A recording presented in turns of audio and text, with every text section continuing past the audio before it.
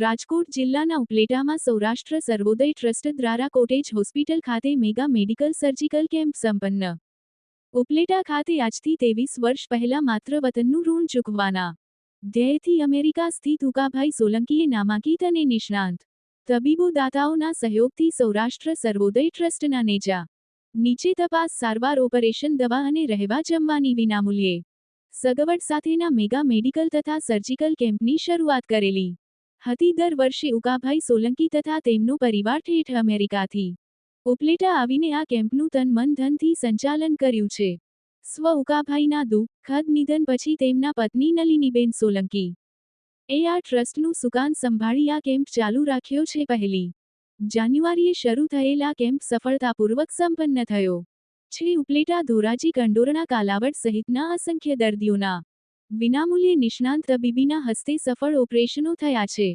આ કેમ્પના સમાપન બાદ ટ્રસ્ટના પ્રમુખ નલિનીબેન સોલંકી, ડો. પિયુષભાઈ ટોલિયા, મનોજભાઈ સોલંકી વિગેરે આગેવાનોએ આ સેવા યજ્ઞને સફળ બનાવવા માટે ટ્રસ્ટની મેનેજિંગ કમિટી, સેવા આપનારા દેશ વિદેશના તબીબો, ટ્રસ્ટીઓ, દાતાઓ, સેવાભાવી સાથી સદસ્યો અને ખાસ તો રાજ્યના આરોગ્ય ખાતાનો કોટેજ હોસ્પિટલના અધિક્ષક તબીબો સ્ટાફ જેમણે આ કેમ્પ માટે હોસ્પિટલ આપી એ સિવાય સંસદ સભ્યો, ધારાસભ્યો સહિત નગરપાલિકા, તાલુકા પંચાયતના પ્રમુખ સહિતના હોદ્દેદારો, સહકારી આગેવાનો, સામાજિક સેવાકીય ધાર્મિક આગેવાનો, ઉદ્યોગપતિઓ, વેપારીઓ, અધિકારીઓ સહિત સામાજિક સંસ્થાઓના આગેવાનો અને પત્રકારોનો આભાર માનેલ હતો.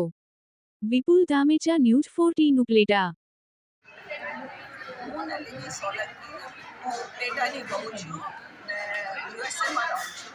મારા બાદ 2001માં સૌરાષ્ટ્ર સર્વોદય ટ્રસ્ટ બનાવ્યું હતું ને એને 2001થી મેડિકલ કેમ્પ ઉપલેટામાં શરૂ કર્યો હતો ને આજે 25 વર્ષ થયા. અમે 2 વર્ષ અમે કોવિડને પ્રમાણે અમે લોકો કેમ્પ નથી કર્યું, પણ 2 વર્ષનો ફાળો અમે હોસ્પિટલમાં બધા ઇક્વિપમેન્ટ વસાવી નાખ્યા કે કારણે કે તમે 12 માસે તમે સેમ મળે તો તમારે અમારે લોકોની રાહ ના જોવી પડે.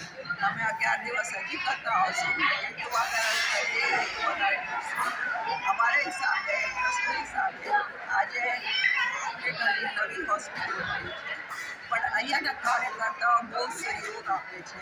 હોસ્પિટલના બધા લોકો એટલું વર્ક કરવા માંડ્યા છે કે અહીંયા જુદી જુદી જગ્યાના 12 માસે લોકો, સારા માણસો વિના ફી દઈને અહીંયા બધું કરાય છે.